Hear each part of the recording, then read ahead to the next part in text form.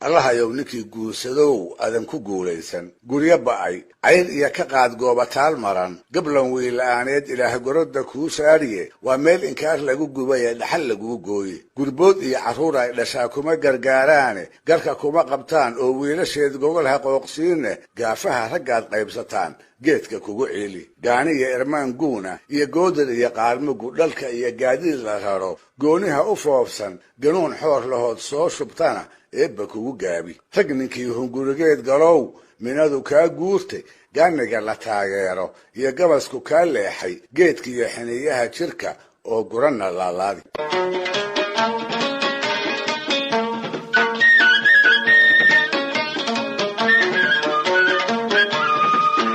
dadkii ay soomaalidii hore habaarkooda iska ilaalin jirtay kuwii ugu daraa waxaa ka mid ahaa wadaadkii kitaabka eebbe garabka ku sidan jiray iyo sidoo kale gabyaagii caanka ahaa ee ay bulshadiisu dhab u aqoonsanayd si ishooda iyo ilaacadooda looga badbaado labada mid walba sidiisa ayaa loo dhowri jiray loo darajayn jiray loogu hagar bixi jiray hadduu waxtar u baahdo waxyeelayntiisana la isaga digi jiray haddii kolka ay arrintu sidaa tahay bal waxaad malaysaa habaarka laga filan karo ruuxa labadaa tilmaamoodba isku darsaday waxaan u jeedaa ruuxa wadaadka ah isla markaana gabyaaga ah waa arrinta sheekada aan maanta idiin hayaa ay ku saabsan tahaye bal dhegta u dhig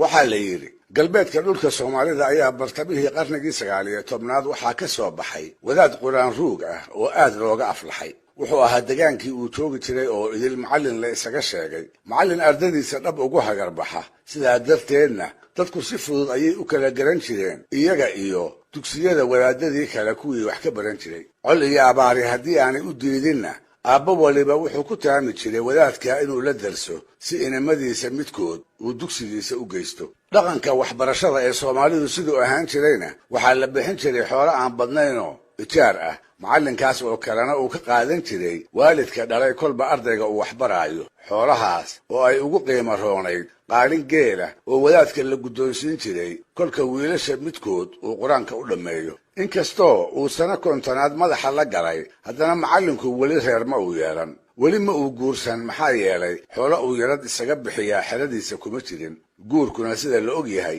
waayadaas ma fududayn oo nin waliba gabadha uu dhalay ee u korta wuxuu ka filan jiray in laga siin doono geel fara badanoo kolkolka qaarkood 60 halaad ay tiradiisu kor u dhaafi jirtay sidaas awgeed gabdhaha way ku xisaabtami jireen oo inta badan ninkii laba laga guursadaa wuu ka hodmi jiray inkastoo dhaqan ahaan ay wiilasha ka jeclaayeen dadkaas oo la odhan jiray macallin axmed maxamed aw ibraahim aw sidiiq ayaa maalintii dambe waxaa dugsigii ugu yimid nin uu garanayay dadka degaankaana ka tirsanaa waxaa ninka la socday wiil markaa 10 jirsaday oo uu keligii wiilal ka lahaa kaasoo uu dugsiga u keenay in qur-aanka lagu baro madigaa ka sokow wuxuu ninku lahaa 2 gashaantimoodoo ciddii aragtaaba ay quruxdooda la ashqaraartay labada midda weyne way doonanayd oo yaradkeedii odaygu waxna waaba qaatay waxna wuu sugaayey tan yarise maalmahaas ayayba timaha tidcatay wadahadal aan sidaa u dheerayn kadib odaygii wiilka dhalay iyo macallin axmed way heshiiyeen waxay isku afgarteen macallinku inuu wiilka qur-aanka u bilaabo iyo markuu u dhammeeyo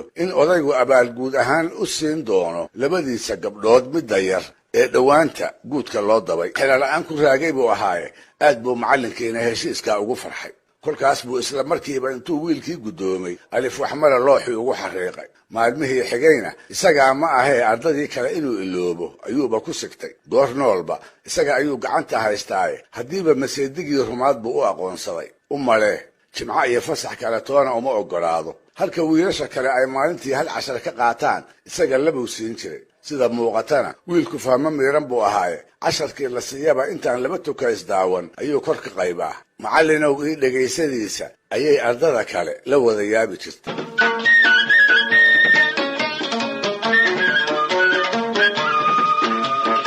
wax la isla soo maraba dharartii qur-aanka loo bilaabay kolkay 2 sano ka soo wareegtay ayuu wiilkii casharkii ugu dambeeyey ka soo baxay halkaas buu qalinkii ku jebiyey isaga oo 12 guu ay markaa u dhammaadeen dabadeedna ballantaa ahayde goor subaxa ayuu macallin axmed kabihiisii iladay wuxuu u dhaqaaqay xagga reerkii wiilka dhalay iyadoo markaa ay xoolihii dareereen ayuu u tegey odagii oo golihii geelaysa weli hor fadhiya isnabdaadin kadibna wuxuu weydiistay ballantii ay lahaayeen inuu fuliyo gabadhiina uu u dhiso kolkaasba odagii cabbaar hadalkii ku xirmay marba dhinac ayuu u jeestay dabuubta wadaadka wax uu kaga jawaabo ayuu doondoonay ugu dambaystii ayaa waxaa alla ka keenay wadaadow runira kama naxiso waa tii lagu maamaahay tu kalena waatay ahayd geelna waa galgashaa ragna waysgediyaaye ballanteennii sideedii ahaan mayso waxaad igu leedahay qaalintii geela ahayd ee aad ka qaadan jirtay kolba wiilka aad qur-aanka u dhammayso sidaas awgeedna arrintii gabadha iska ilow oo isaga samir awal baan aad ugu fududaaday oo ku degdegay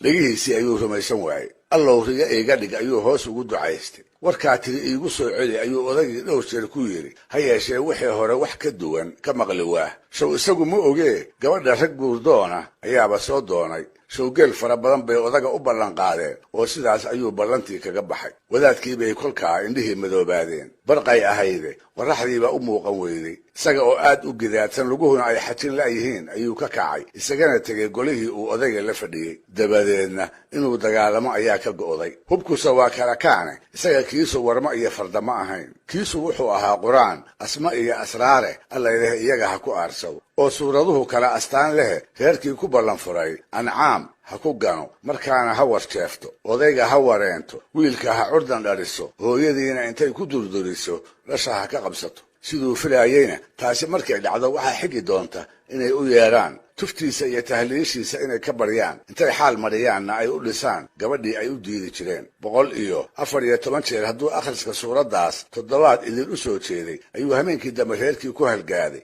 tix gabay ahna kula ballamay wuxuu yidhi rag hadduu irdhoobo qalbigu aamin kala waayo ninba awlaxiisuu dagaal kula ordayaaye ancaamey maxaad fali adaan ku arsilayaaye sow eebadaydoo aan ritiyo aahan noqon maysid sow inanka keliyuu dhalay iyo ubadka layn maysid sow ooridiisuna dhalmada ka afurdayn mayso sow aramiduu qabi jiriyo eel ku kicin maysid sow awgii doonaay markaa layma odhan doono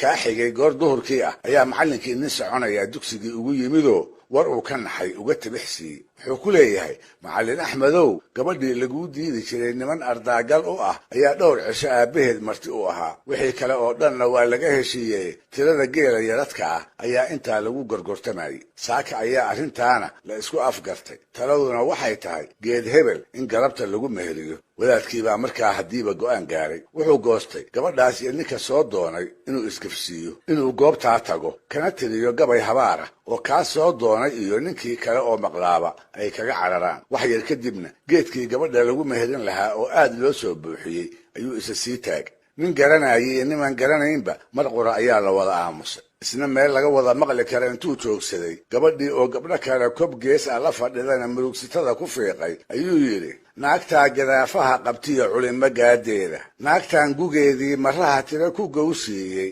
guduudkeeda unbay arkiya kuma gudayaane allahayow ninkii guursadow adan ku guulaysan guryo ba'ay cayr iyo ka qaad goobataal maran gablan wiila'aaneed ilaah gorodda kuu saariye waa meel inkaar lagu gubaya dhaxal laguu gooye gurbood iyo carruur ay dhashaa kuma gargaaraane garka kuma qabtaan oo wiilasheed gogol ha qooqsiine gaafaha raggaad qaybsataan geedka kugu ciili gaaniya irmaan guuna iyo goodar iyo qaalmugu dhalka iyo gaadiid la raro gooniha u foofsan ganuun xoor lahood soo shubtana eebba kugu gaabi rag ninkii hungurigeed galow minadu kaa guurtay gaaniga la taageero iyo gabasku kaa leexay geedkiiyo xiniyaha jirka oo guranna laalaadi qurax ayaa geedkii lagu kala cararay ninkii guurdoonka ahaa iyo raggii la socdayna geed wixii ay hormariyeen ayay odagii ka ceshadeen wadeeco allah iyaga oo ku haya ayay reerahoodii u jaxiirteen gabadhiina laba dambe isuguma imaan gabaygaas ninkii maqlay iyo kii loo sheegayba 4 geedi buu ka fogaaday